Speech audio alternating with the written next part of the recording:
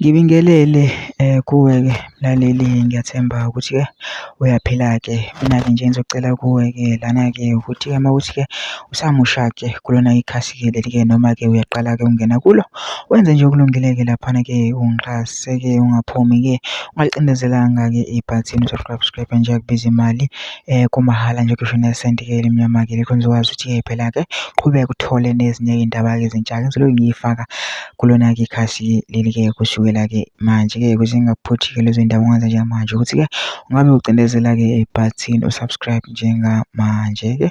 Udaba kulethele lona-ke namhlanje ngilethele udaba olushaqisa-ke ngendlela-ke yesimanga-ke laphana abanye-ke abasathuki-ke lethele udaba kulenzeke eMawoti eNanda-ke laphana-ke kudutshulwa umlisa izolo ebusuku eMawoti. Kubikwa ukuthi ubezobona intombi yakhe. Baphuma-ke khona ebusuku ngabo 8:30 balula izinyawo behamba ngomgwaqo. Akwaziwa ukuthi bekuwumbono kabani loyo. Kuthe kusinjalo kwaqhamuka abalisa abathathu badubula lo obehamba nentombi, udubuleke kabi ebusweni nasekhanda.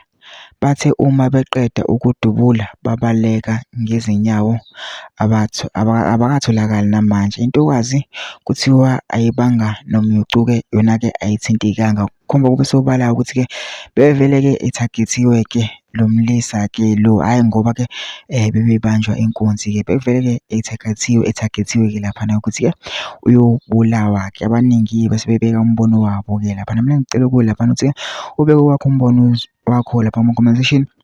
Ubhale ukuthi wena-ke ubona kanjani bese wenza okulungileyo ungixhasa nje ucindezele-ke ibhathini subscribe nje akubiza imali kumahhala nje kusho nesenti-ke elimnyama-ke likho nizokwazi phela ukuthi-ke uqhubeke uthole nezinye-ke iy'ndaba-ke ezintsha-ke nje enzelwe-ke ngize nazo ngizokufakela zona-ke kulona-ke ikhasi-ke leli-ke kusukela-ke manje.